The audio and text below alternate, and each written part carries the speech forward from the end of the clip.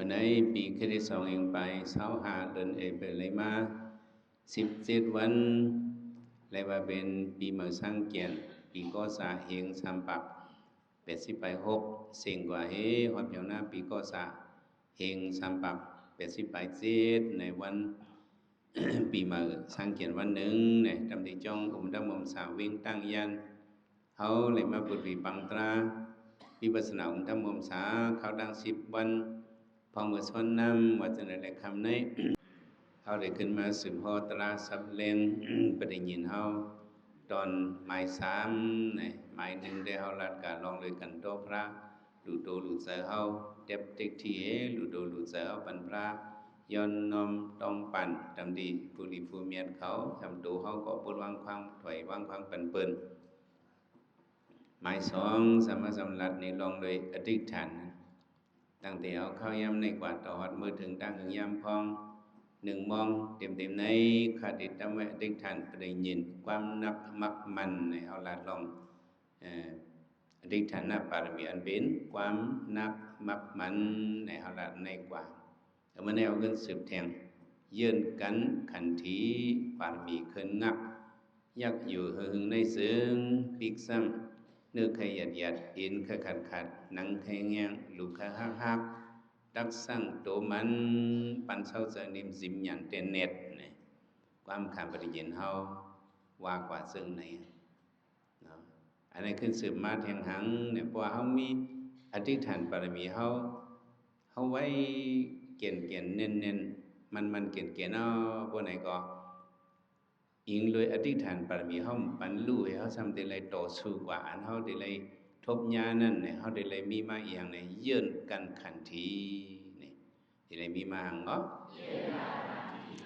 เยื่นกันขันทีในปารมี2อันนี้มันหอมๆซ้อมกันเนาะอธิษฐานบารมีทำเยื่นกันขันที2อันนี้มันดึงหอมๆซ้อมกันมาได้เลยกึกซ้อมกันนะว่าเฮามีอธิษฐานเอาเนี่ยเฮาได้เลยมีลองเยื่นกันขันทีได้เลยมีลองหางแทงเนาะพอเยื่นกันขันทีเอาเนี่ยที่เป็นหังมาปารมีขึ้นง่าว่าอีสังที่ขึ้นง่าปารมีเฮาต่างที่ขึ้นมานั่นเนี่ยเฮาอยู่หลอกอยู่ไร2ที่ขึ้นมาเลยขึ้นมาเลยฐานะปารมีศีลปารมีนิคขมปารมีปัญญาปารมีวิริยะปารมีเนาะขันธิปารมีเสสะปารมีติฏฐานปารมีปัญญามิตตาปารมีเนาะอุเบกขาปารมีในปารมี10เป็นอธิษฐานปารมีเจ้าเนี่ยป้อมเพื่อเฮ็ดจอมในปารมีเฮาเนี่ยมันขึ้นมาได้จังว่ายื่นกันขันธิปารมีขึ้นงาบเนี่ยเฮามาอยู่ในปังตลาเนี่ยก็ยกเหยี่ยวเขาอธิษฐานเนี่ยมกาเลยมีขันทีเมียงแทงความไตเอาได้ก็เฮาว่าขันทีในเนาะชบไตเอาในเฮายินว่าขันทีเฮาว่าจังได๋เฮาอ่านกันว่าขันทีเนาะหมดก็เป็นความปาลีเสร็จๆสังๆได้ว่าขันตีนี่ก็ว่าขันติปรมันตปฏิติขะนิพพานังปรมังวัฏันติพุทธาเนี่ยที่เนอวัฏปฏิโมกนั้นพระเป็นสหอซึ่งเนี่ยขันติปรมันตปฏิติขะลองเยี่ยนกัน ขันติในเป็นตั้งตื้อกรรมอันทอดอันเมียเด้ออันเข้มแลเบอร์นิพพานังปรมังนิพพานในเป็นอันเมียหลอนต้อนเกหรือเสพญะวัฏันติพุทธาพระเป็นสหอมาซึ่งในยะฮอในที่นั้นวัฏปฏิโมกนั้นได้ว่าขันตีเนี่ยก็กระไตเฮาได้เขาอ่านกันว่าขันทีเนี่ยว่าก็เขาอ่านกันว่าขันทีพิษเนี่ยมันพิษก็เขาป้องกันหมดแล้วนะเขาวางเป็นอันนั้นว่าขันทีเนี่ยเป็นปาลีลูกเขาว่าไหนยับเป็นอย่างลูกเพราะปาลีเสร็จได้ก็ว่าขันตีอันเขาไตเด้เขายินว่าขันทีจำได้เยื่นกันขันทีปารมีขึ้นงาจังหวะที่เลยมีลองยื่นกันขันติการลอกี่ก็ย่อการลอกุตระก็ย่อพอมีลองยื่นกันเนี่ยนักการเฮามันก็ป่องเลยยอกี่เขามาอยู่อธิษฐาน10 วันเนี่ยอยู่ซ้ำอธิษฐานหลายก็ซ้ำเย้าซ้ำได้ห้อมปาขันติ แต่อย่างแต่นี่อยู่10 วันเนาะผัดแต่อันเฮิรนเยี่ยวแต่นี่มาอยู่ที่ปังตะละ10 วันเนี่ยป้มเยื่อนเนี่ย2 เดือนอยู่เลยเลยเยี่ยนมากูวันเนอะวันนาเดียวมินินสักการเยี่ยนมาแต่ที่ขันที่เขาเนี่ยก็เป็นปารามีขึ้นงักมาเป็นอังมาขึ้นงักมาวันที่1โยกิของมาจะขึ้นงักด้วยนะวันที่2ขึ้นมา2งักวันที่3ขึ้นมา3งักวันที่4ขึ้นมา4งักก็จังจะเยี่ยนกันขันที่ปารามีขึ้นงักเนี่ยเขามาอยู่ในปังตราได้เย็นกูมิวเฮียงก้นหลายหลายเมมาอยู่ห่มกันใน2ได้เย็นนำได้เย็นตั้งยามสลิดก้อนหนึ่งในก้อนหนึ่ง30,000กัน20,000นะนั่นอันถูกเสเมียนจะเขาก็เตมีอันถูกเสเมียนจะเขาก็ตีป้าก็นั่นแหละเลยเยอะ2ได้เย็นที่อยู่ที่นอนเขามานอนที่กันที่ยองให้กวางโกงเหมือนจังที่เฮือนเอาเลยอยู่ห้างขอเขาจังนั้นมันเป็นไรเลยมาอยู่ห่มกันน้ำลองนอนในก็เลยเย็นเนาะจังเลยเย็นลองกินจังเลยเย็นเลยเย็นมากันไหนเนี่ยอะโลบ่ต้องไม่เนี่ยเนาะเนี่ยก็ไปเลยกินคำเดียวลงจังจ้ะเลยส่งเมตตาพันเจ้าตาหน้าเขาเลยคุกคนพิเศษเวขนาเฮจังจ้ะเปิ้กันให้กินบ่เป็นกระเฮือนเฮาเด้เฮาให้กินหังก็เฮาหุงกินหังก็เฮาเฮามักสมเฮาหุงกินสมเฮามักเผ็ดก็หุงกินเผ็ดเฮามักเกลือจิ้มเกลือจางอย่างเฮาหมอเฮามักจึงเฮาก็หุงกินหังก็เฮาไหลก็เฮามาอยู่ที่ปังตราในเอาเปิ้นเลี้ยงจึงเยี่ยนให้กินจึงนั่นเนาะจังได๋เยี่ยนน่ะได้เยี่ยนเฮามาเขาปังตราที่จองเฮาตัวปังตราเนี่ยเขาทำเลี้ยงใจเลี้ยงอันเลี้ยงใจเนี่ยหมูปลาเนิ่มปลาป่ากำพองห้องว่ากินใจตั้งเบื้องเดินในห้องว่ากินใจตั้งในสมากินฉากหลอดวันนั้นน่ะเพราะกว่าดังมันออกโค้งเนี่ยก็ว่าใจเนี่ยก็คำปองกินฉากหลอดเนี่ยก็คำว่า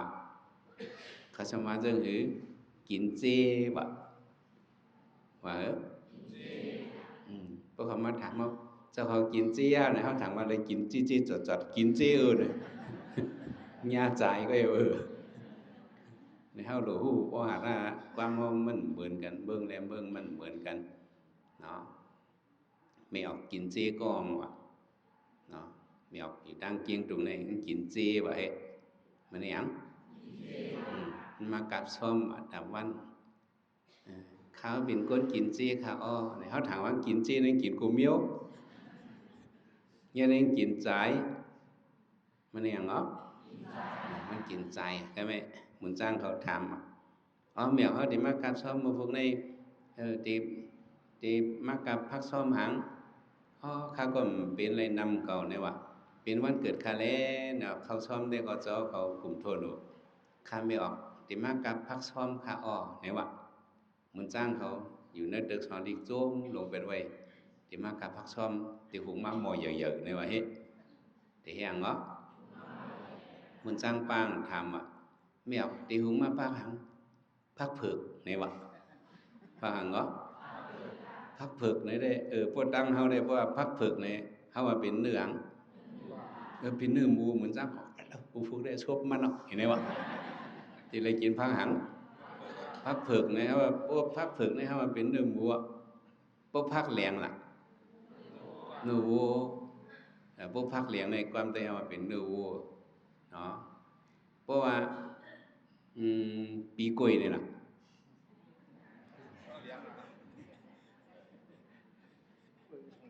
ปีกล้วยเป็นเนื้อไก่หมาเมืองแรงเนี่ยล่ะเป็นอย่างหมาเมืองเลี้ยงก็ว่าเนื้อไก่หมังนำตัวเข้ายาวเป็นอย่างเนื้อไก่กวนเตะมันหลีหักยากมาหินน้ำหอยนี่ ความเฮามันมีเจนะมันมีกลุ่มมิวอ่ะกำพองมันมีนำหนักครับเปิ้นรัดนำกำโยกีก็ได้ต้องไม่เข้าหมดอ่ะไม่ออกมาว่าคาเดเฮ็ดพักผึกมาไหนวะเดี๋ยวมามันสำกินหังมันกินจี้มันกินใจเพื่อจำดีกับช่องมันมาไม่ออกนั่นไปเพียวมากง่ายๆมันจ้างเขาจะสั่งเขาเฮ้ยคือพักผึกดิหมอพักผึกดิหมอเปิดไว้เผื่อกรรมมากาไม่ออกเข้าลงระวังจ้องมาวือเนี่ยก็มาข้าเจ้ามาช่วยยองโมพักผึกอินข้าเนี่ยเขาก็ช่วยยองนะปวดพังเลยเผื่อมาดีมากก่อนเป็นทางเป็นถูกผู้เผื่อ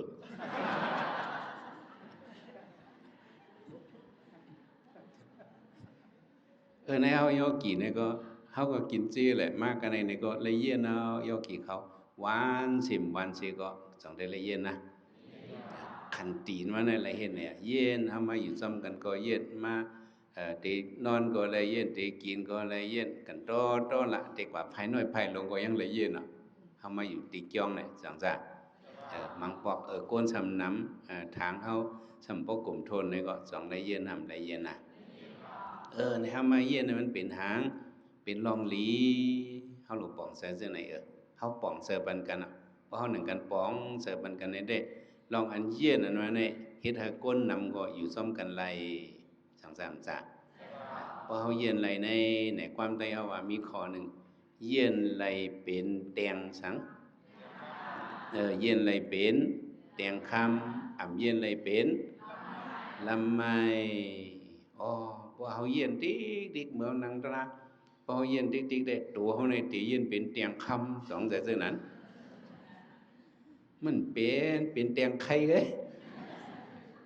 เนาะพอเย็นได้หือออกมาเป็นไข่กันน่ะเย็นอะไรเป็นเฮาเนี่ยมาเย็นตะลาเนี่ยมันจะเป็นแตงคำแห้งเลยซะมาเย็นเลยเป็นแตงคำเนี่ยมาทัดด้วยเลยเนาะพอยกเกี่ยวเขาลงถ่อมตะลาให้ลงมือกว่าสลอมต่อจอมตั้งที่เฮาไปนั่นเฮาสัมหันลำไม้ลำหนึ่งตกไปกลางตั้งหันยังลำไม้ลำหนึ่งเห็นตกไว้กลางตั้งไผ่ปุ้นหิมลำไม้สัมหันเตียงคำไว้เตียงหนึ่งหันไว้ยังโยกี่ก็มีหางกล้วยก็มีไผ่หิมเฮาสำกับหันลำไม้ก็หันเตียงคำก็หันโยกี่เขาตีเก็บเอาอันละซึ่งตักเสียงได้คำปุ่นกว่าโยกี่เขาตีเก็บอันละเก็บเตียงคำเฮียงห้ำเอาลำไม้หลายบ่ว่าไหนเนี่ยมาสอนด้วยแหละเตียงคำเห็นลำไม้อันละกาขันเยอะเตียงคำกาขันเยอะว่าเย็นอะไรเป็นเตียงคำนะพอเฮาเย็นอะไรไหนมันจะมีกาขันเยอะในวันนี้ที่ป่องมันสังซ่าเฮาเย็นเลยเนี่ยจะมีกาขันเยอะอันโยกเกี่ยวเขามันคาจะนั่งการตลาเฮามาเย็นในก็มันชื่อว่ากาขันเฮาได้ยอมกันชื่อเฮามาเย็นในเป็นเตียงคำกาขันมันได้อย่างที่ก็เฮาเย็นไรครึ่งชั่วโมงก็กาขันเฮาอย่างมาครึ่งชั่วโมงเฮาเย็นไร45 นาทีก็กาขันเฮาอย่างมากะหือเฮาเย็นใน1 โมงกาขันเฮาอย่างมากะหือเฮาเย็นไร10 วันเต็มในกาขันเฮาอย่างมากะหืออันนี้เอาห้องว่าเย็นไรเป็นแตงคำจะมาสู่ก็ว่ากาที่เลยมีขันธีบารมีเนี่ยขันธีในขันธีปรมัตถบดิติขาพระเป็นสกตั้งตื้อกรรมอันเยื่อนกันขันธีในมันเป็นตั้งตื้อกรรมทอดเมียดหลงเอาเนี่ยพระกูเจ้ากูป้ายองโยทอปนายองโยตรงว่าขันธีในแต่มันมีพรหลีไว้เนาะแต่จะเป็นพรให้จาเนี่ยมันมีอันแก่เหตุผลในเด้เขามาเยือนในปางตราในดีเซเปิลนะอันเยือนในเยือนต่อเปิลนั้นเป็นเมียวหนึ่งเยือนขึ้นตัวเสาเก่าในเป็นเมียวหนึ่งนะมี2 เมียวเขาถูกต้องไว้มีหลายเมียวอันเยือนต่อเปิลก็ซื้อการมอยก็เสร็จสองใจการมอยว่าเขาเยือนไรในก็เลื่อนไล่ไว้มาห่มไรเนียงขึ้นว่ายอกี่เขาการโลกี่แก้วการโลกุตราแก้วพ พอเฮายืนทนถึงที่มันกว่าเนี่ยเฮาเลยแนงขึ้นไหวมันก็ตับโดนแนงว่าอันเฮายืนเลยนั่นน่ะเฮาจังเลยแนงเหมือนก้นมังก็มีลองยืนกันขันทีเนาะเปหังมาก็ยืนเลยเอาออกต่อซ้ายให้ตอบแทนขึ้นพิษเผินสองมีก็สำเฮ็ดนั่นกะหมอตาเขายืนให้ก็บ่ยาวในรุ่นตีนรุ่นมือแล้วเนี่ยมาเริ่มยืนเลยให้บ่เอาตายเปิ้นให้สมมุติเลยเขาขอบคำขอบจังซั่นจ้ะธรรมะขันทีนว่านั่นแหละกวนอันเด็กมีขันทีอย่างในเนี่ยปองว่าเขามีสติแห่งใหญ่เขามีทางแห่งใหญ่แท้สติเขาในมีเฮ็ดกว่าก็มันท่วงก็ได้ยืนเอามันชื่อว่าเฮายืนเนี่ยเฮาโกเบิ่นสิใครมันเป็นปริศนาจังซ่ะใครมันเป็นปริศนาไผอันใดเป็นเรียกๆนั่นใครมันหมดไปเริ่มใครเป็นไผลุกหึงใหญ่ยืนอันนั้นโกเบิ่นสิเฮายืนอันนั้นปองว่าเฮาอ่องเป้มันลำโหเสอเฮาอ่องเป้ตั้งเนอเฮาอ่องเป้หังเฮาอ่องเป้เลยนำมันลำโหเสอเฮาถามว่าสุก็ว่าพระเป็นเจ้าเขากูจะเจ้ากูสุกูองก็เขาเจ้าลองยืนกันขันทีเน่เขาเจ้าขันติปารมีเนี่ยเอาเป็นลองตั้งเทียมสร้างปารมีอันหนึ่งเนี่ยเขาเจ้าตื้นพึกมาจะมาเป็นหนอลองพระเป็นเจ้าอย่างพระเป็นเจ้าเฮา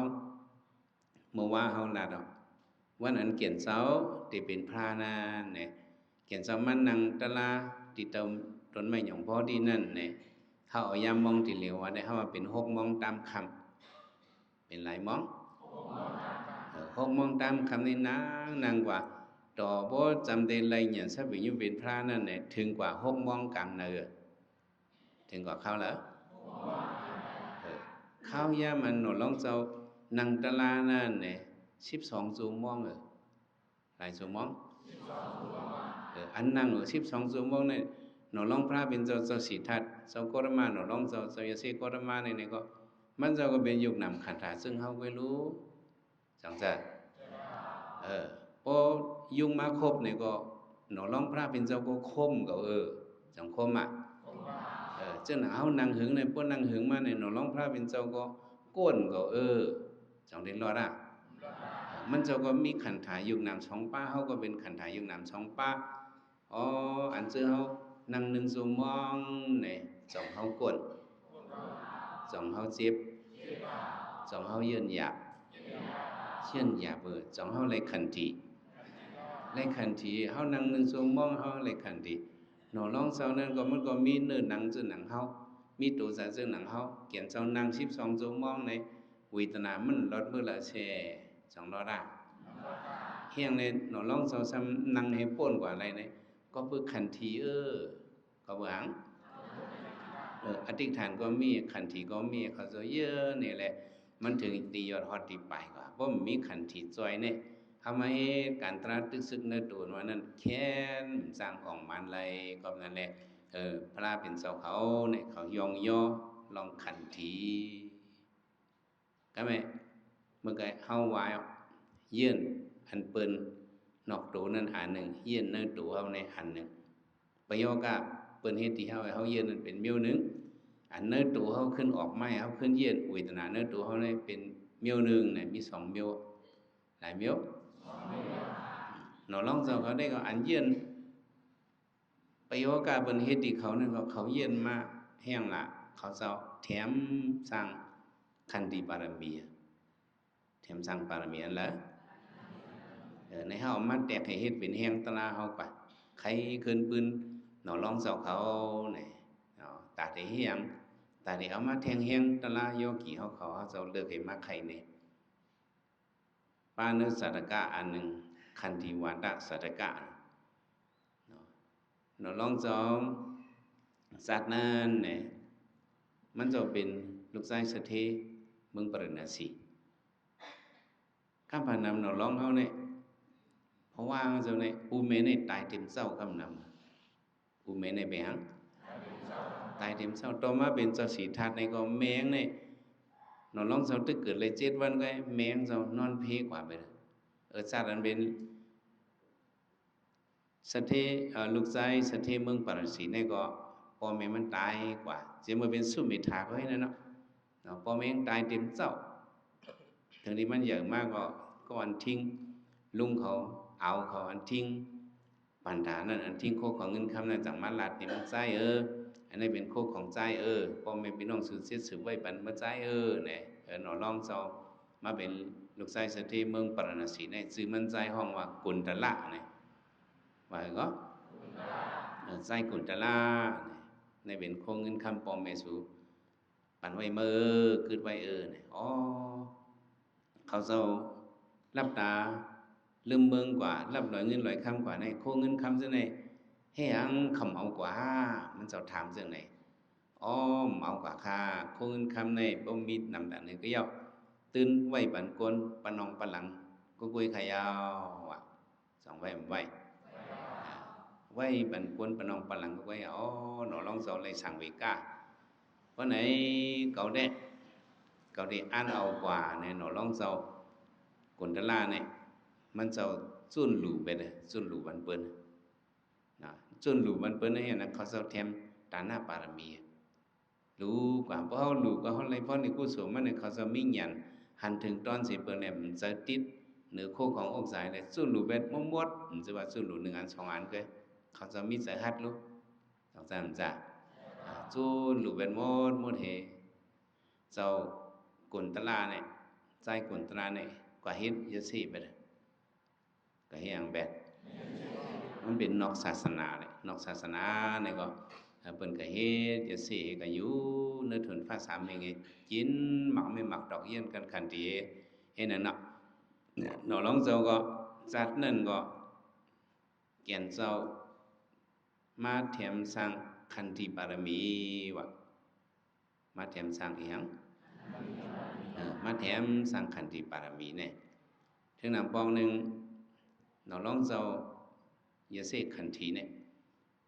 มันจะมาเนวิงมาเนวิงก็เพียวมาดิสวนเสือเจ้าคำเมืองปาราณสีเจ้าคำเมืองปาราณสีนั่นซ้ำเป็นพระเนี่ยซ้ำเป็นหนอลองติวตัดเป็นพระตั้งติวันตาให้ตั้งพระไล่สองเขาเมียนกันเหตุจัดแม่นบ่หันกันในหนอลองพระเป็นเจ้าได้ใจรีดอติวันตาได้ก็ติวันตาในเสาในมันตึงจังหนอลองที่ถือจังก่อมหัวเขาเลยมีปฏิฆาต่อกันมาเจมือเป็นปานกนกะหมักปอยตีนมันย้วยลงมันอันนั้นน่ะติวันตาในมาหัน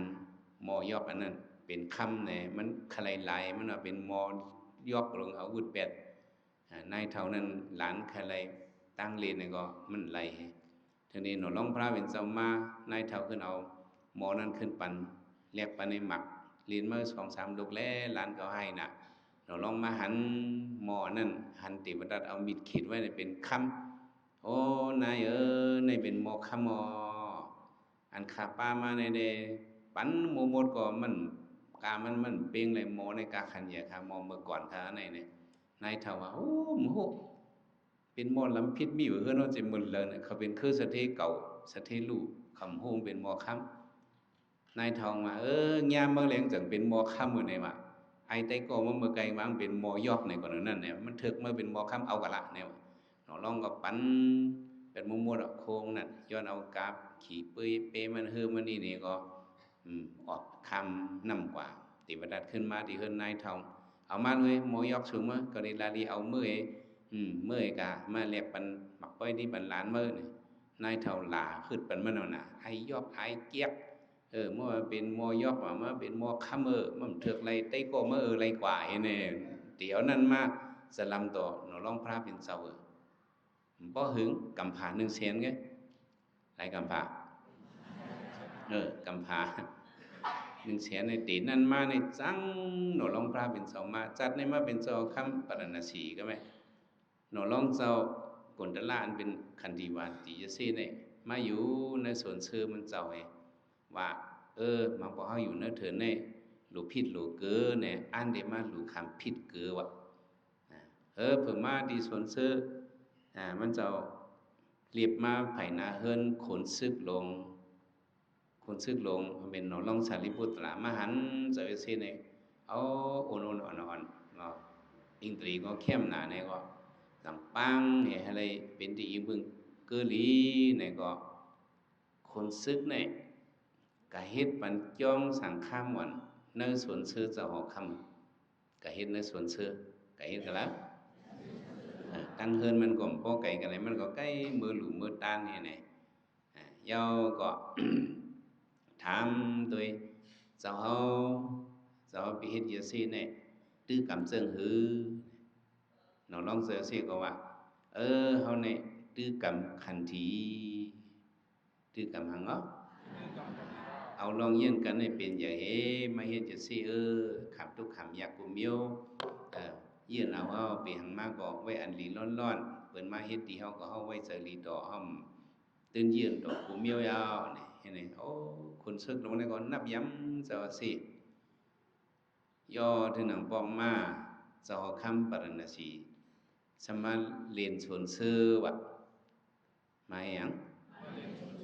มาเรียนที่ในสวนซื้อจึงแจงผงนางมันก็ห้องมาตั้งอย่าตั้งนำให้มาเกี่ยวในสวนซื้อกินเกี่ยวกันในสางสิเฮ็ดหมอสอความไม่ก็จอคำในกินข้าวย่อยก็มันใครมิ่งใครนอนใช่ไหมสู้อิงนางหน่อยอ่อนกองก็นอนรับ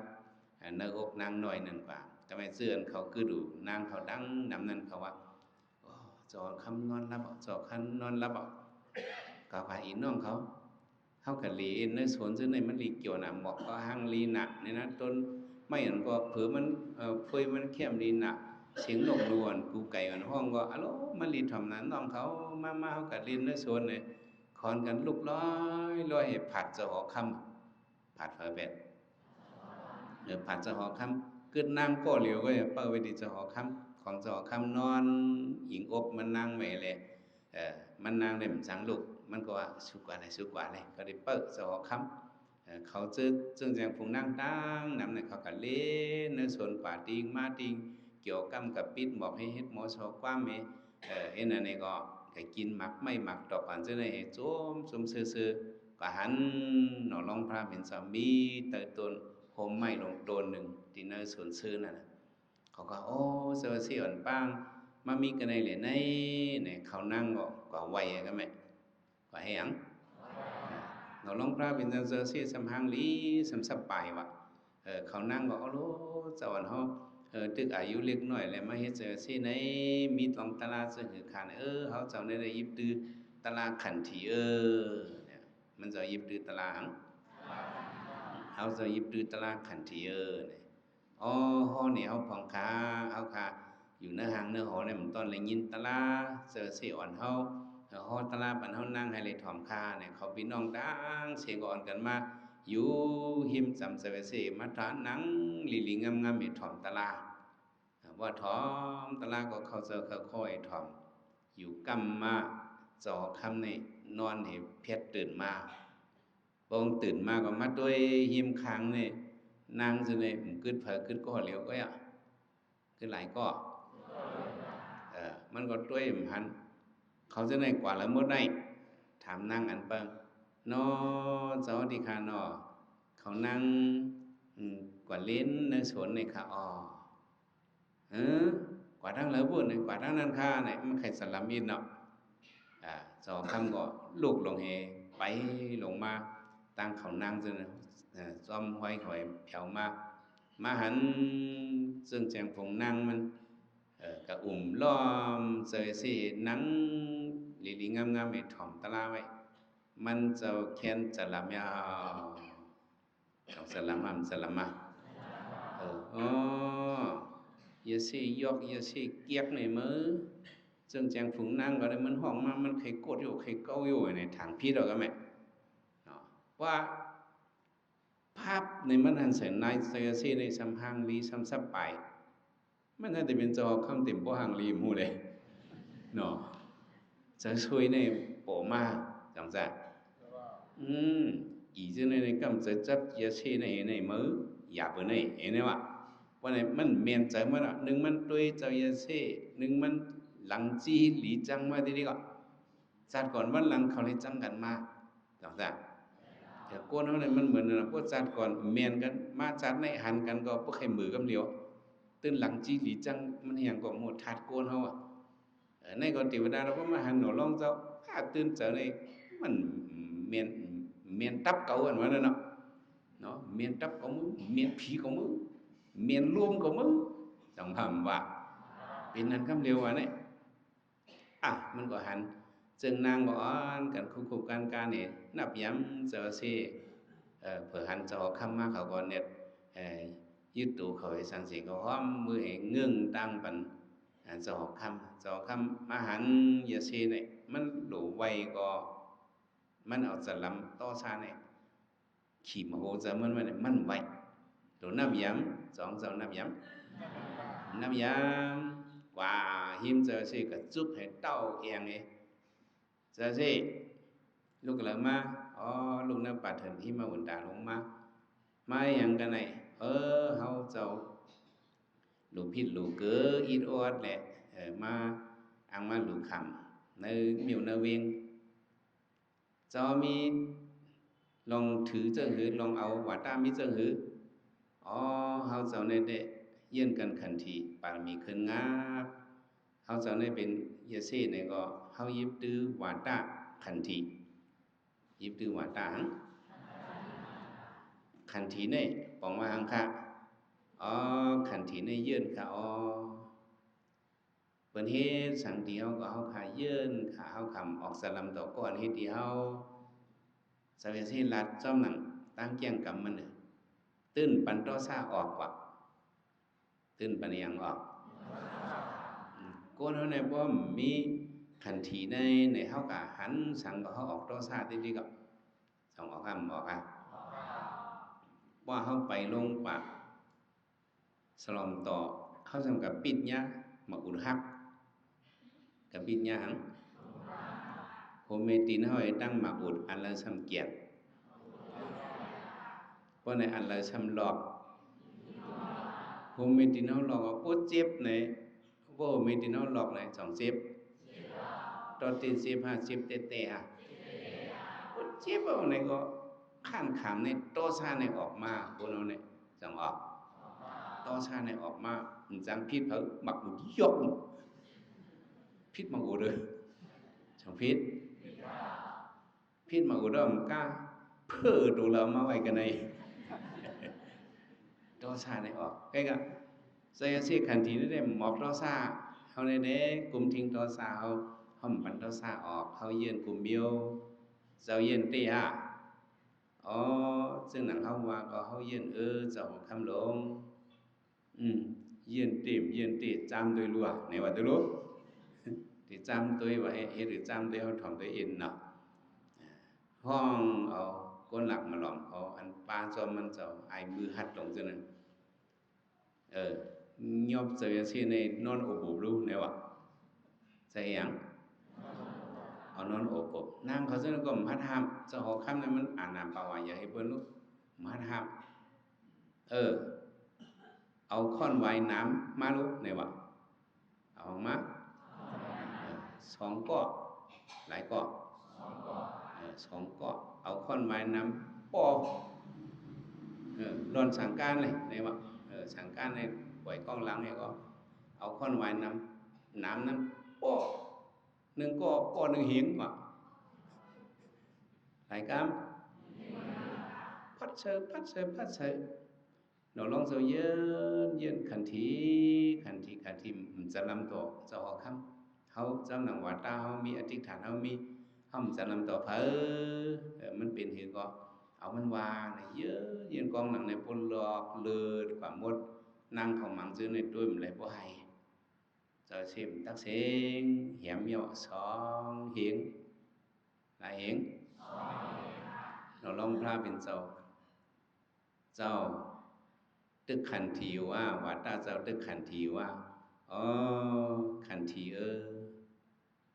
พุทธนั่นก็เอามามิดอย่างเธอหูเจ้าอย่าซี่ทั้ง2 ไผ่เจ้าตึกขันทีว่าไหนขันทีเจ้าคำมันจะลำต่อมันจะล้ำเปิ้นเยี่ยนกันนั่น สองง่าย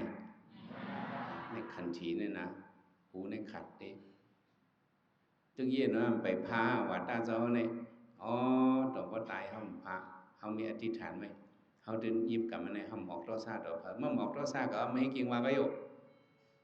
หมอกที่เจ้าคำให้เจ้าคำอายุยืนยาวสิกรรมส่งเมตตาบรรเจ้าคำมันเรียกว่าเมตตามิตรอยู่มั้งจะเปิดเทียบมือหนอร้องพระเป็นเจ้าจะเทียบเป็ดขาหนอร้องพระเป็นเจ้าหนอร้องก็เยืนเจ้าหนอเขาเป็นยาเสียขันทีร้องเยืนกว่าตื้นปันสลัมออกต่อเจ้าข้ามไม่อิดว่าสองเยืนอะไรห้ามเยืนอะไรกำเลือนมาสอคำกับมาเปเย็นเบอร์แต่ในก่อนเนี่ยเธอคู่นังหนอร้องเจ้าแบดว่าเฮียงแบดเธอคู่นังหนอร้องเจ้าแบดก็เอาดินตึบปันอบหนอร้องเจ้าให้ออกโซนกว่าเหี้ยเพราะนั้นก็คนซึกในมหันในอรุคนซึกในอิลูนะเป็นหนอร้องสารีบุตราเลยเป็นหนอร้องสารีบุตรามาเจ็ดปันเดินตบอันมือมาเจ็ดปันในมือเจ้าตีนเจ้าหูเจ้าคู่หนังเจ้าในเก็บเหตุก้องกันในเสนเนื้อถ่วงอันนั้นเนี่ยเจ้าขาเจ้าให้พวกใครจะล้ำในก็ อย่าไปจะล้ำต่อเฮาขาตั้งเบิ้งจะล้ำต่อเจ้าเฮาคำไว้ขาแลเพราะเจ้าเฮาจะล้ำต่อเฮาขาตั้งเบิ้งในเมืองเฮาใน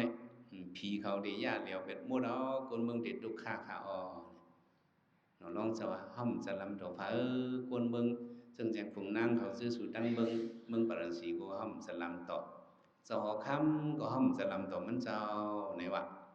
มันแถมบันคันทีปารมีเขาเนี่ยเพิ่นไม่เจอแต่นั่นเนี่ยลองเยี่ยมกันเนี่ยจังจะเพราะเหตุนั้นเนี่ยก็ เจ้าคำก็ปึกออกโซนกว่าพวกออกโซนกว่าเนี่ยก็อากูสูมันใหญ่หนาเพียวอีสังมันอยากมันสำกับพิษญาผู้ยืงอย่างลงชิบเจ้าในป้าเจ้าเวสีแหละเปิ้นมีศีลธรรมสังจำจักกับพิษญาเจ้าเวสีเปิ้นมีศีลมันติเตว่ากลุ่มก้นมุนเงาอยากสิเจ้าหอกค่ำเนี่ยกับพิษญาเจ้าทศเมียสีลุนตาปุกกูแหละสำเป็นหนอลองพระเหเปิ้นจะลำตองเจ้าอีดแหละถึงดีว่าเจ้าหอกค่ำหนอลองเทวดาเพียวกว่าพักดูสวนมันพักดูแล้วพวกเพียวกับพักดูชนก็นางลินเบิ้งงัดแตกให้ก็อื่นกว่าตั้งลิบกว่านั้นเทวดาในตกว่าเงลัยอวิสีกำตกเงลัยเทวดาในเด็กเฮาเฮ็ดให้มันตกล่ะมันเฮ็ดระวังกล้วยจังจ้ะหนอลองเจ้าก็หึงนั่นก็มันเจ้าก็ขามในตามมันเปิ้นเหียมมันโป้มันขามมันนี่แหละหนอลองเจ้าก็นอนเพกว่าเป็นหนอลองเจ้าก็ในเชิงขับสุดมูลไปคนซึกลงสั่งเอาเผาไผ่หลิงง่าไม่เอาลูกมันสั่งมันเฮ็ดเป็นคุมป่าเหี่ยวไอ้คนตั้งวันตั้งเบิงอ้อนกันมันนับเยี่ยมในเฮาคลาทางเฮาคลาลองขันทีลองหังเงาะบ่ยอเกี่ยวเขานั่งตะลามาก็เฮาขึ้นพ้นขึ้นหนอร้องเซาในผมชื่อว่าตาที่ข้อคมจัดตาที่มาเป็นอินแห้งเยือนกันเฮาจังซ่าอันมันเจ้านั่นเนาะปุตเตขางเจ้าเมืองเจ้าปุตเตหูเจ้าสิขัดเตคู่หนังเจ้ามิดกว่าเธอขัดกว่าเตค่อนไว้นามลงมังวันในสองเฮียงล้วนเลยจองอาติง่ายพอยอกี่เขานังตะลามายอกี่เขาก็เด็กเจ็บขันเจิงก็cái gặpพวกค้างเจิงมาก็เฮาเนี่ยมันทันหนอร้องเจ้าเฮาเนี่ยมันทันหนอร้องเจ้าเพราะเฮาปีเจะไหนแห้งเจะเฮามีมาต้องมีป้อมเลยถ่อมตะลาได้รู้เกานี่เหียงปีมาจีบแล้วเหียงบทเกานี่ปีมาหนาวเหมือนกันนี่เนี่ยเฮาได้เจอเรียกทางก้อยเฮาว่าอะไรเงี้ยตะลาพระเป็นเจ้าขันดีมาดีจะเซ่เนี่ยมันเจ้าเย็นเดินให้ลงในอันเฮาเนี่ยมันก็เป็นเฉพาะมันก็เป็นอย่างมันก็ลูขาเกานี่จีบไหนลูขาเกานี่นั่งมาในคึงแต่ไหนขาเกานี่ปวดดันตีห้าเขาลูกขาเขาเนี่ยปวดดันตีห้าเขาเนี่ยมันฮักเตะสองฮักเตะพวกยินเสียงในพวกหายอย่างนี้หายพวกยินเสียงในกระดิ่งเนี่ยเราอันเจ็บมันหายก็เป็นโมเดล อันหนอลองเจ้านั่นเด้ค้างเจ้าฮักเต้นั่นเด้เจ้าฮักเต้อันโยกีเขาจองฮักเต้มันฮักเต้ปนลูกกังโตเตเคไงเฮาลูกเป้เจอเฮากะเฮาถอมตะลาในอ๋อหนอลองเจ้ากันเนี่ยเปิ้นเย็นแต่ไหนเนาะคันที่เปิ้นได้เยอะแต่ไหนเนาะเฮาได้ละเย็นแต่นั้นได้เฮาว่างก็เป็นอันเฮาเป็นมาเนี่ยคันที่เฮาคึบก็คึบมันเฮาก็เย็นด้วยกว่านี่เห็นว่าเย็นกันคันที่ปานมีขึ้นงานะที่ละเย็นละหลายก็มันสิเอาเหตุการณ์ตราเนี่ยเจ้าเมาลงว่าจังหือยักอยู่หึงๆในซึ้งว่าที่ละยักหึงๆที่ละเฮ็ดหยังยักหนึ่งเกียมหนึ่งกำให้ยักหึงๆอ่ะยักหึงปาวิตาปาหุลิกตาว่าตุ้ยเอาตุ้ยแทงตุ้ยเอาตุ้ยแทงยืนเอายืนแทงยืนก็ยืนยักก็ยักยืนก็ยืนยักก็ยักที่ละเฮ็ดนั่นน่ะแต่ว่าเอ่อปารมีขึ้นงักเนาะยืนกันขันทีปารมีขึ้นงักยักอยู่หึงในจังมาที่ละยืนกันขันทีดิกยืนเม็ดมาหลอกมาหลายจังนั้นสิยืนก็ยืนยักก็ยักที่ละเฮ็ดหรือยืนก็ยืนยักก็ยักหมอยักก็ยักหมอยักก็ยักด้วยเจ็บมาด้วยเด้เอามันว่าได้เฉพาะเป็นรู้มันปอมาเวทนาปอมายืนกันขันทีปานมีขึ้นงายักอยู่หึงในซึ้งเนี่ยเฮาได้เลยยักหึงว่าเห็นนั่นมาเป็นหังเฮาเลยขึ้นปันแฮงใส่เฮายักอยู่หึงในซึ้งปีกซ้ำเนื้อไขหยาดเอ็นไขขาดหนังไขแห้งลูกไขฮาตักสั่งตัวมันปันเศร้าใจนิ่มสิมหยันเด็ดแนดเขาคิดกันไหนก่อนเนาะเยี่ยนกันขันทีปานมีขึ้นง่ายอีกอย่างอื่นในซึ่งปิกซามเฮียงสมานนึกใครอยากอินใครกันนั่งเฮียงดูครับความอธิษฐานในเฮียงสามารถใส่เนื้อในอันเฮานังตะลาเนี่ยมันก็กินตัวกินเสยเตียยอกี่เขาเนาะเนื้อเฮาก็ตานได้หยัดก็เป็นเนื้อพวกมันนังตราเนี่ยสองเป็นน่ะเนื้อใครอยากอินเฮาก็ตานที่ขาดก็เป็นเนื้อสองเป็นน่ะหนังเนี่ยก็เลือดไม่โป๊ตานที่แห้งก็เป็นเนื้อเฮามาเฮ็ดตะลาเนี่ยสองเป็นน่ะอีกซ้ำเนื้อใครอยากอินใครกันนั่งแค่เงี้ยลูกเขาฮักมังก็จิ๊บเนี่ยลูกเขาในวันนั้นที่ฮักก็เป็นสังเป็นน่ะพวกคนฮู้ได้ว่าเฮ้ของกันนั่งเนื้อโฮมลงจะไปสืบพานานายเฮวันเนื้อใครอยากอินใครขัดนั่งแห้งลูกแค่ว่าเขาตาใครโคเฮลาเนี่ยคำฮู้ดีป่องมันเติงเขาแหละจังซ่าอันนั้นมานั่งตัวเนี่ยเฮาฝึกตัวทุกข้าเนื้อตัวเฮาแต่ว่าเมื่อไงเฮาจะว่าเยื่อนอันตั้งนอกนั่นอันหนึ่งเยื่อนขึ้นเนื้อตัวในอันหนึ่งมีสองเยื่อนหลายเยื่อนเฮามานั่งตาเนี่ยเปิ้นมาเหียมเฮาเปิ้นมาป้อเฮาจังซ่าจะตัวขันธาเฮาเนี่ยสภาวะมันเป็นเฮ็ดเหนียวพระเป็นเจ้าเฮาไว้ความขอหนึ่งว่าจังหือนัตถิขันธสมาทุกขาตั้งทุกขาอันเยอะหรือสิตัวขันธาเฮาเนี่ยมีหังว่าในโลกาเนี่ยเพราะเนี่ยในโลกาเนี่ยอันทุกขาใหญ่เพิ่นเนี่ยเป็นอย่างเนี่ยอันเฮาไล่ตัวขันธาเนี่ยทุกขาใหญ่เพิ่นว่าโยกีเขาวนด้วยเลยสองแม่น้ำแม่นะจังว่าขันธานิโรธนิพพานังบ่มีขันธาเนี่ยได้เป็นนิพพานเอาเนี่ยแต่ว่าพระเป็นสวะให้เอาญาณเฮ็ดเตียบเป็ดจะไปเสซับขันธาเนี่ยขันธาเนี่ยมันเป็นหังหน้าที่ขันธสมาทุกขามันเป็นทุกขาอันเดียวสิเปิ้นเนี่ยเฮาพึกเยียนไว้เฮียงเลยเฮามานังตะลาให้อะไรเป็นยืนกันขันทีลาเนี่ยขันธาเฮาในซ้อมหนังเส้นตาสายตังมันดีกว่าสุดกันเลยเนี่ยสัตว์เนี่ยมันติมาสาตีก็มันได้กับไว้ขอดยอติมรณะกุก็สองเดี๋ยวเราเพิ่มความมังยามรณะทุกขาเนี่ยพ้องเหมือนนั่นเนาะอันพระเป็นสวะหน้าที่ขันธสมาทุกขาตั้งทุกขาอันเดียวสิขันธาเนี่ยมีหังห้อยเนี่ยพอห้องยาเปียที่ทุกขะเป็นตั้งเป็นเนาะจับตัวพาคิงนอนตูเด็ดพานาเด็ดมอนเป็นโยกะตั้งเป็นสังยุกสังลูกสังหนึ่งสังปัดถึงกันแล้วเนี่ยได้พ้องเหมือนในตั้งทุกขาติตัวเนี่ยมันเลือดล้นป่นแหงตีอันเฮาที่เหลียวเฮามานั่งตะลาเนี่ยได้เฮายังตึกมีแหงขำมันนึง มีแห่งสังขารมันเนี่ยสองมีอ่ะมีแห่งสังขารมันอะไรอ่ะเมื่อเขาจำแต่รู้หายตายคอยนั่นแหละอย่าที่มาก็มันอีหลัวสองเดอีหลัวนายในมันเท่าเนี่ยเนอะคิงในมันเท่าเนี่ยเนอะอย่าไปพอเจ็บปันมันแห้งเลยเนี่ยอย่าที่ในมันยอมหลีป่ามันอีกสองเดยอมมรณะก็มันยอมเฮ็ดการเขาก็ลอยเฮ็ดมันจะว่าไงเพราะเป็นเช่นนั้นมาเนี่ยว่าเฮามีลองเยื่อนกันขันทีปานมีขึ้นงักยักอยู่หึงเนี่ยซึ่งเชียนเหบ่เฮาหมอยักตะลาเฮาหมอไว้วางใจเมื่อวิดนาปอมาเฮามีขันทีหมอเยื่อนให้หมอยักให้หมอไว้วางใจ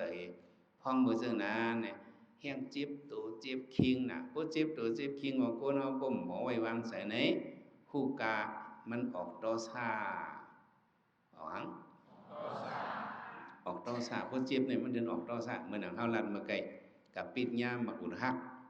สองออกตอซ่าเมื่อจำตายนั้นป้อไล่อภิธรรมาวะป้อออกตอซ่าหันเจอเฮเลยตายในชำกวางอะไรกว่ากันแล้วโอ้ฉันเป็นใจโลภะจะจับลูกล่างนางมีจะจับคู่ของอุตสาหเป็นสิตายฉันเป็นปิดตาเป็นเพดเป็นปิดตาเป็นทางเงาะอันเท่าว่าผิดนั้นมันเป็นปิดตานั่นเนาะลูกดีข้อกว้างมันว่าปิดตานี่แหละอ่อนกันว่าเป็นปิดตาเนี่ยลูกดีปิดตานั่นก็ปิดตานั่นเป็นมาเปียดเนี่ยลูกดีเปียดนั่นก็ว่าเป็นเพียดเนี่ยนั่นเนอะผิดในมันเซอร์วิ่งเงียนมันเป็นเพราะว่าแทงอันทั้งก้อยมันเป็นปิดตาเพราะจะจับโลภะอะไรตายเนี่ยเป็นปิดตาบางเสื้อชำตายก็มีตังหูหังเอาลืมตัวลืมคิงเปิ้นห้องก็เอาเปิ้นได้ดีก็ตักเสงหัง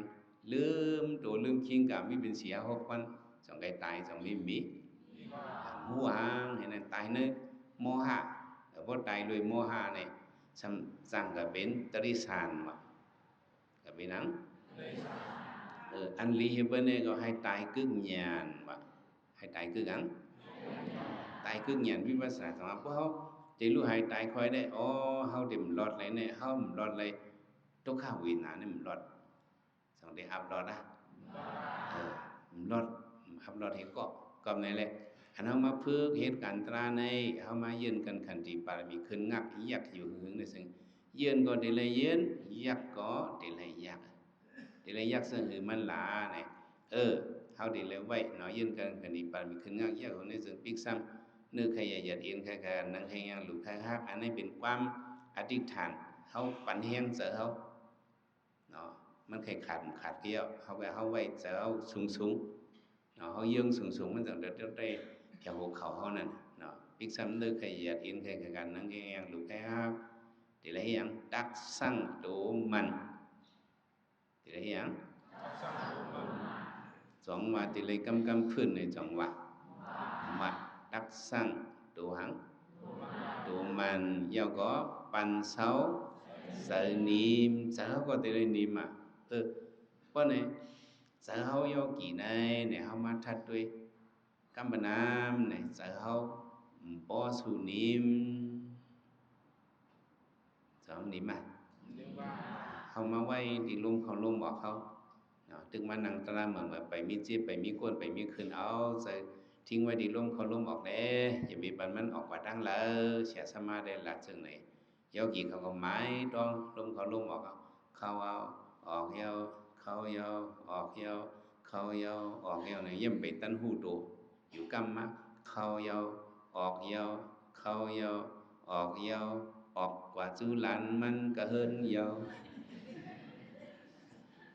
สองเพ้อจะเขาในเขาขึ้นเอามากขึ้นเขาเยาออกเอาขึ้นกว่าจู้เทียงเยาเนี่ยกว่าดิกว่าเพิ่นน่ะได้ก็เอาขึ้นดิกเขาเป็นสมาสติดิกเมื่อไรจะเขามันติ่มออกในที่เป็นกอบหาเนี่ยกอบวิตนาปอมาเนี่ยอย่างปอมาเพราะวินาปอมาก็ความใจเขาก็ว่าข้อหนึ่งเจ็บมีตีเหลอเสือมีตีนาเนี่ยพุทธข้าวินาปอมาเจ็บเนี่ยอันนี้ ยกี่เขาอย่าวิกาพิษเจ็บนั่นอย่าวิกาพิษเจอตัวเจ็บนั่นอย่าพิษเจอตัวบ้าพวกกับพิษเจอตัวเจ็บนั่นเลยเขาเป็นตัวซาเป็นนังเนาะเขาหลูหูอ๋อเจ็บเนี่ยมันเดี๋ยวมาเฮ็ดปัญจเขาหนีมือเขาหลูต้องไว้อันไหนเฮ็ดปัญจเขาหังเพราะว่าจะเขากับยากที่เจ็บเราเนี่ยเขาว่าอยากหึงในซึ้งเขาก็อยากหึงนึกให้อยากเห็นใครกันนั่งแงดูให้ตักสั่งตัวมันปันเช่าจะนิ่มซิมหยันเต้นเน็ตเนี่ยเนาะตัวเขาก็นิ่มสาวเขาก็นิ่มเนาะซิมหยันเต้นเน็ตเนี่ยเอาหยันเขาซิมตัวกันไหมเนาะแต่ว่าอยากหึงอยากอันนั้นบอกว่าเอาหยันเขาซิมตัวไปจ้างเข้าสู่งาว่าไงก็เวทนาปอมาเนี่ยเขาไปมันละเขาก็เข้าสู่มันจำให้อยากตัวเจ็บปอมาในเนี่ยมันเฮ็ดให้เฮานิ่มเฮามีสมาธิมากกันไหมมีอย่างมากเฮาสำหรับเมื่อเจ้ามือเจ็บเฮาไปมีนั่นเอาลมเข้าลมออกในอยู่กำก็จะเฮาในออกไปด้านนอกก็จังออกพอมือเจ็บงานยึกสติตาตินเฮาติกลุ่มเฮาเนานังยึดเจ็บในงานยึกซะพอมือเจ็บเพียงกินน่ะนั่นเนี่ยเจ็บมีกันเลยใส่มีกันนั้นก็อยากจังมีพอมันเจ็บแห้งๆนั่นเนี่ยโยกีเขาขึ้นว่าที่เจ้าเก่าละเจอในจึงมาอยู่ที่เจ็บที่จึงมันกันลีล้านเมื่อให้ลามาสองกว่ามันกว่าเจ็บในเขาหลุดขอบใจมันเนี่ยเขาหลุดปีนเอาเฮ็ดอันเลียหลุดปีนเอาเฮ็ดสังปีนเอาเฮ็ดอันลีป้อมหมอปีนเอาเฮ็ดอันลีเนี่ยเขาจะเป็นตอซ่าเพราะหมอปีนเอาเฮ็ดอันลีเนี่ยมันเป็นฟอนหลีตาเฮาเป็นล็อกลายตาเฮาเป้มันน่ะเป็นลายตาหังเหรอตาเฮาเป้เลยเวทนาเนี่ยเฮาเอามันนิดมันเป็นกล้องเป็นงนแท้เพราะหมอขึงลายมันเนี่ยมันขึ้นเป็นอียาลีตาเฮาเหมือนจังเฮากินยาขี้หนูเฮาว่าไหนแหละยาขี้หนูตั้งยานเฮาเนี่ยพวกด้วยอันละอันนั้นเป็นยามื้อละลายอ่ะน้ำกืนก็2 มื้อยาปุ้นเปิก2 มื้อเป็นอันมือลายๆเนี่ยcái cảอันมือลายๆมาคือมาก็ป้า2 มื้อcái cảเขามาล้อกันเนี่ยเอาจังคักอันนี้ติเลยล้อแต่นั้นติเลยล้อแต่นั้นมี38 7มิลมาล้อกันเนี่ยเป็นยาแก้ไปเลยเวทนาเขาก็มึนน่ะเวทนาพวกมานำจังเฮาหมอใส่ลายมันขึ้นเป็นแห้งตาเฮามาแห้งตาเฮาหลวงหมอใส่มันนั่นแต่ว่าเหตุการณ์ตลาดมานั่นดูเลยมีเสียดูเลยมีหังเนาะเสียที่มาทราบเลี้ยงเดี๋ยวปันแห้งใส่เฮายืนกันในเป็นจังได๋เฮายืนในตีนเฮาหักเต้มือเฮาขาดเต้หนอรองเซานั้นเปิ้นพันขาดเต้เปิ้นดังยืนจังนั้นเนาะเปิ้นนำไปมีตลาก่อนมันจะเป็นพุทธศีลก็เองก็อันเฮาก็เหมือนนั่นเนาะเฮาก็คัดเสเย็นกว่าเอาเป็นแห้งใส่กาเนี่ยเฮาคัดเสเย็นมาจังว่ามันเป็นอันให้ลงก็ยับอันแห้งอย่าลงก็ยับเพราะหมอเจ้าเนี่ยเฮาได้มีลายเป้มันน่ะแต่ว่าทีแรกเอาหยันเจ้อว่าเอาหางซะเอาหยันเจ้อครับแห้งอย่าก็ยับพอมีลงลายเจ้อมันเนี่ยมันเป็นพรลีตาเฮาที่เป้ตะกาวของมันชื่อคนใจจังได๋ติหมอลายจังซั่นหมอลายcái cả con ăn mò lai này tụเขาเล็กๆก็ยับเขาก็ย่าคนอันมังสั่งลงใหญ่เขามาเหี่ยมเขาหมอเจอล็อกลายมันน่ะไอ้นั่นเอาตามือลงแห้งใหญ่ๆปือลงมาใส่มันเอาตีนลงแห้งใหญ่ๆถิบมาใส่มันตัวเล็กสิได้เพราะมันก็จังคำแห้งตามือก้อนนั้นแห้งตีนก้อนนั้นเด้มันโหปักขี้เถียววงซุ้มก็เอาจังซั่นก็มันคำยานั่นเนี่ยมันต่อเต่งเงืองอีนี่ก็มันขึ้นบักเอาแห้งตีนแห้งมือก้อนนั่นนี่ขึ้นถุยให้ก่อแห้งอย่างนั้นร่วมก่ออะไรง่ายๆก็จังซั่นอันนี้ก็เหมือนนั่นน่ะทุกข้าวเวลาเนี่ยมันแห้งอย่างนั้นแห้งพอหมอเจอมันในมันเป็นตาเฮ็ดให้ใจเฮานี่มือในเฮาเฮ็ดแห้งเสนิ่มเฮาเนี่ยนั่นเป็นล็อกลายตาเฮาเด้หมอเจอเวทนาขึ้นเป็นแห้งไผเฮากำนั้นแหละเฮาทุกข์เจ็บมาจังได๋เนี่ยเฮาได้แล้วอีสังต่อสู้มันเนี่ยอันดังสุดเนี่ยก็คันธีอันดังสุดเนี่ยเป็นหยังเนาะคันธีเอาคันธีเนี่ยต่อสู้เลย เจ้าหนังจะเมาหลงสอนเขาได้ก็มันเข้มมันจะสอนได้มันสอนหลายมีมันสอนนำยืนไรก็ยืนยืนไรก็ยืนเป็นความตึกเพราะยกกี่เขาหมออยากหางหมอตุ้ยหางnàyก็เอาความจะมอเรื่องว่ายืนไรก็ยืนยืนไรก็ยืนอันไหนแค่เฮียงคันธิบารมีเนี่ยผมเห็นในมันออกมาลูกสองได้ออกมาไหนมันออกมาไหนเขานั่งหลายเนาะเพราะในบารมีเขามันคืนให้บอกเราเพราะมานั่งตะละทุกข้าววินาเขาปอกมาอันกัดอันใหม่มาตุ่มตื้อใส่ที่ตัวเขาในเขาเยินด้วยเนี่ยอันนี้เขาจะเอาหยานให้เยินนะมันจะว่าเขาเยินเงยเยินสื่อเนาะใครนายเขามาเยินจะเขาใครตะละเลยเขาเยินเขาใครหู้ลองไล่ตะลาเลยเขาเยินเขาใครหู้ลองวิจารณาปอกมาเนี่ยมันจะถึงอะไรคัดอะไรมันจะถึงอะไรงักอะไรมันจะเป็นหือกะแล้วมันเป็นอนิจจานั้นเป็นเตหะเป็นเตหะมันเป็นทุกขานั้นเป็นเตหะเป็นเตหะมันเป็นอนัตตานั้นเป็นเตหะเป็นเตหะเขาใครหู้ลองมันเลียๆหาตะลาญาณโตเนี่ยพร้อมเห็นในยื่นกันขันทียักตัวเอาเนี่ยเขาก็สั่งหู้เลยเป็นหลังพระเป็นเจ้าห้อมาเขาก็เลยถ่อมยินตีหูเขาไว้เมื่อเราตัวเขาทบอันเขามาเฮ็ดตัวทบเนี่ยไปหางปาเวตบากิสะเขามาเพเตินภาวนาให้แหละเอาตัวทบอันพระเป็นเจ้าห้อมา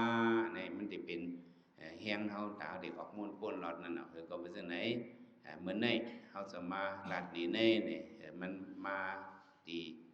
ยื่นกันขันทีบารมีขึ้นงับเนี่ยให้เป็นลองขันทีตะลาเมื่อว่าได้เฮาลัดลองอธิษฐานเมื่อในเฮาลัดลองขันทีตะลาอันนี้ก็มันก็เป็นเอ็นแห้งแต่ได้ให้เฮาปีตูปีเสือเฮากว่าสิว่าเฮามานั่งในตะลาในก้อยเฮามือกว่าที่เฮินที่เย่ในก็ลองยื่นกันขันทีในมันมีแต่การซุ่มมันมีมันจะเป็นพรลีแต่เฮาก็เนี่ยอะไรป้องใส่ลองแห้งขันทีโยกี่เอาเขาในก็อะไรเจียวเต็มตันเหเจียวทบญาตราทุตราเมตราเสตรามันกันขันไว้สกรรมเลยตาเนาะ